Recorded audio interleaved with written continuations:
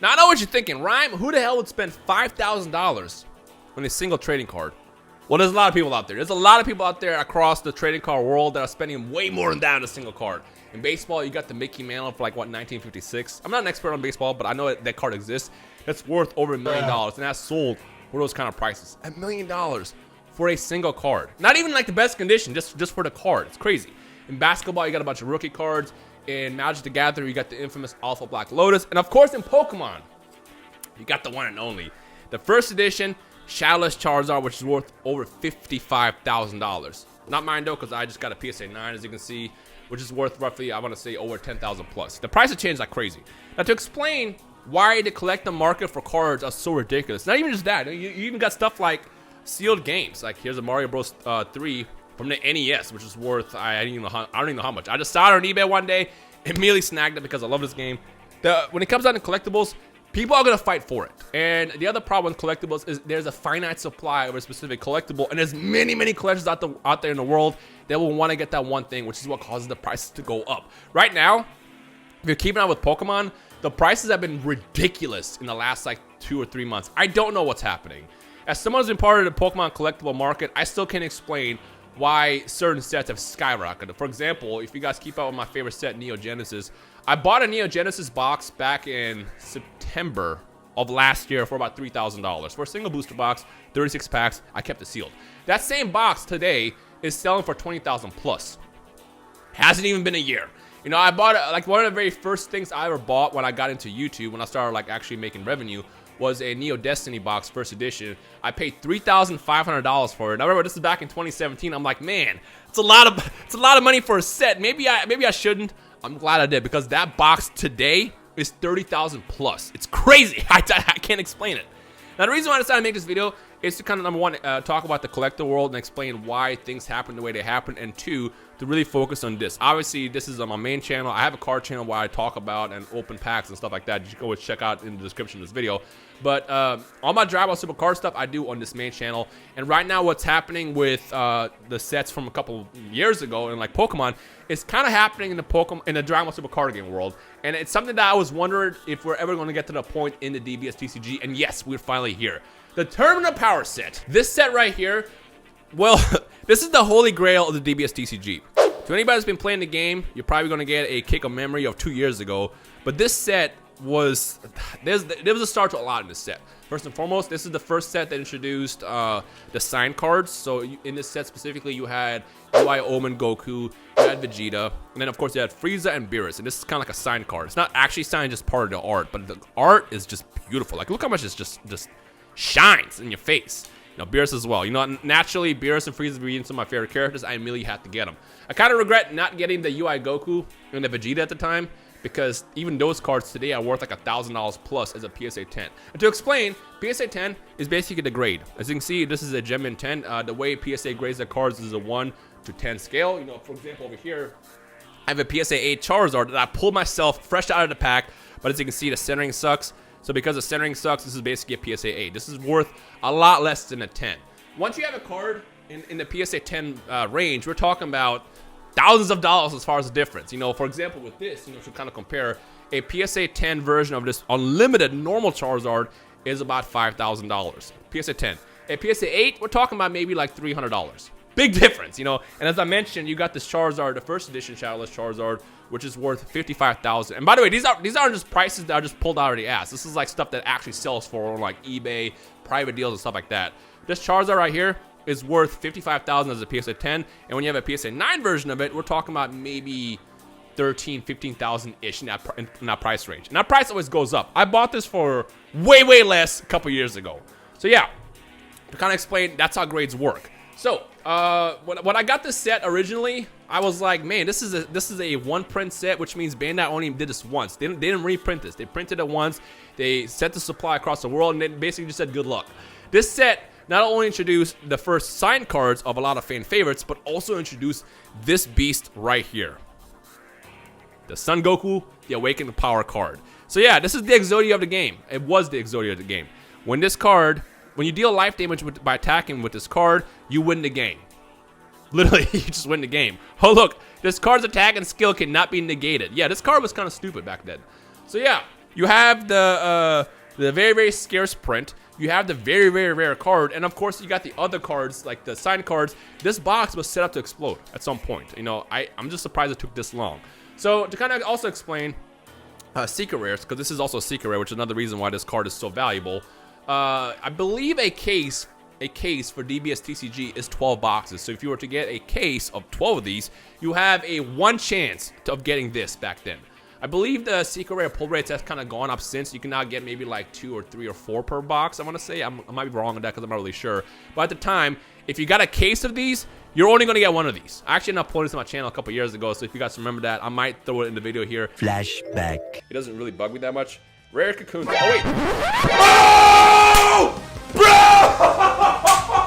Bro! Are you kidding me? Dog! That right there! Right there!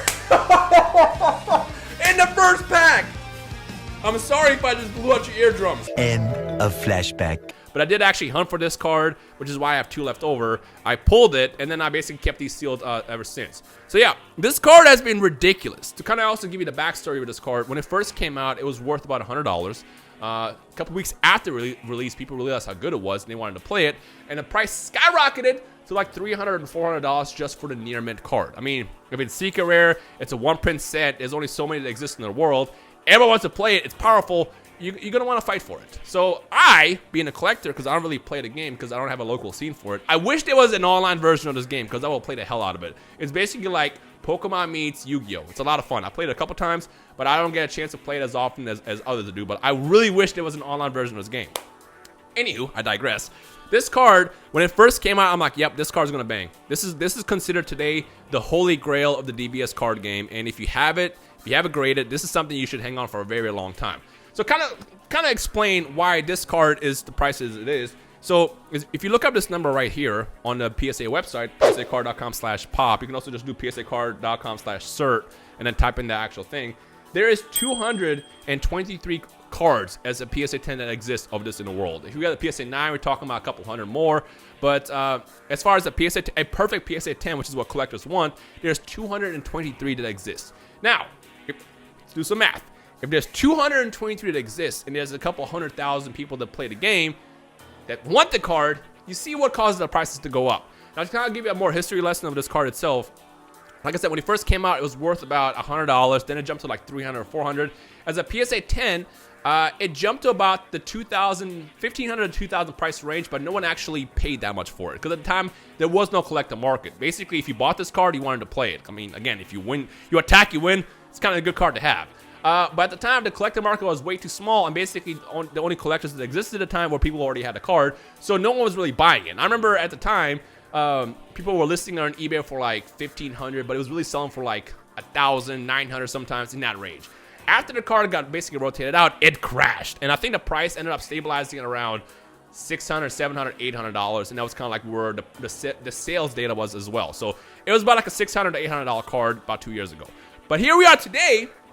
And now people are listing it for $5,000 plus. Like literally at the time we were recording this video, there's a couple of listings for it for about $5,000. There's, I believe, it was 2 PSA 10s, and then there was 1 BGS 10, which is the other rival grading company out there that was also selling it for about in the 5,000 range. There's one, I believe, for PSA 9, there's a couple thousand less, but shows you where it was. Now, sales data is what matters the most. You know, you can say, oh, I'll sell you this car for $5,000, but ain't no one going to buy it. Sales data says in the last couple of weeks, I believe a month ago, there's 2 that sold at $1,000.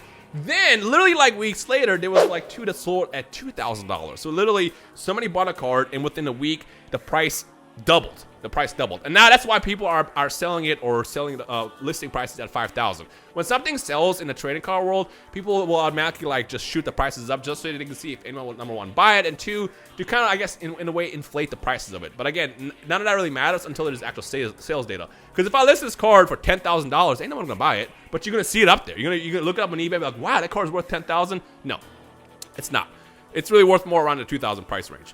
But the thing is because of this being a holy grail of the Drama Super card game set, being a 1-print set, you know, you can almost not even get this box anymore. it's going to keep going up. And honestly, within the next couple months, maybe by the end of the year, it might be worth 5,000. Maybe a year from now, it might be worth 10,000 and 20,000 and 30,000. Or for all you know, people might stop caring. People might stop caring, and just like, you know, anything else that people could lose attention for, it might be worth nothing 10 years from now. Now, if we've seen how it happened with Pokemon, Pokemon has only gone up, especially the last couple weeks. Pokemon has only gone up because this is a very, very powerful IP. The reason why I think this set, or the Dragon Ball Super card game set, will just keep going up in price is because Dragon Ball, just like Pokemon, is a very, very beloved franchise. And like I said, for the first time ever, well, not really ever, because, you know, some people might have actually really been into the Scores cards and the Panini cards. I think that DBS TCG is one of the best Dragon Ball card games out there in the last couple decades. And I feel like because of that, because of the art, because of the playability of the set, this card and the cards in general, I'm going to keep skyrocketing over the course of the next couple years. So yeah, if you're into the DBS TCG, I recommend just collecting now. You know, there's a new set coming out, like I said, in the next couple weeks that has a secret rare Gogeta, Super Saiyan 4. You know, you also had the ones that came out in the past. I got a couple over here, actually. This is actually a gift. Someone sent this to me on my second channel the other day, and I'm like, are you serious? A PSA 10 Vegito. You got Kefla and Zamasu in the background. This is actually a gift from D Free a couple years ago, and I actually ended up getting graded and came back as a PSA 10. This, I believe, was the first. If I remember correctly, this might have been the first secret rare that actually came out. Right? This is a secret rare. Yeah, secret rare that came out, you know, back in the very, very first set. You also got my boy Gogeta and Super Saiyan 3 Gogeta.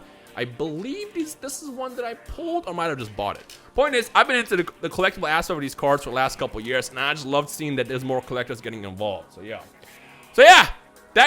hopefully that kind of explains it. Basically, the reason why cards like this are being sold for $5,000 plus is because the demand is out there and the supply is low, and it's just going to keep going up over the course of the next couple of years. So I'm going to just end this video by asking you guys in the comment section below, what is it that you collect? Because I know I've asked this before on my second channel, and I think I've asked on my main channel before a couple times as well, but everybody has something they're into. I don't know what it is. I think the best way to explain it is the reason why collector markets explode over the course of its lifetime is because people end up getting wealth, and then they realize, I bought a car, I bought a house, what's next? Let me buy those things that remind me of my childhood. And that's why people default to stuff like basketball cards, baseball cards, Magic, Pokemon, and now Dragon Ball. And, you know, if somebody has wealth, someone else has wealth, and if people are competing to get that same thing, it's just going to cause the prices to go up. And eventually, when there's too much of one thing and people lose interest, the prices go down. That kind of explains why it is the way it is. But yeah, right now, at the time we record this video, I believe just the card itself, not the graded version, they're selling for about $800 to $1,000 for the card itself. And like I said, PSA 10s have sold for $2,000 in the past like couple weeks, and that price is going to keep going up. So yeah, hopefully that kind of explains it. Again, it's just the fact that it was a one print set. This card was so hard to get. It's an iconic character. It's an iconically powerful card. This is the holy grail of the Dragon Ball Super card game set. So yeah, I saw a couple people in the past couple of days asking me if they should keep this sealed or they should open it. Don't open the set. This box is only gonna keep going up. You know, like I said, when I first pulled my card, this is $200 a box. You know, and like I said, I had bought 4 at the time, or was it 6, 4, something like that. I had bought 4 at the time. I pulled my card and I kept these guys sealed. Right now, this box is selling for about $700 plus each. So because I kept these two alone are worth more than the entire batch of boxes that I bought 2 years ago. It's crazy. It's crazy, isn't it? So yeah. All right, I'm gonna end this video right here. I know I'm gonna get a lot of questions asking about the collectible world, whether it be Dragon Ball, whether it be you know, stuff like Pokemon.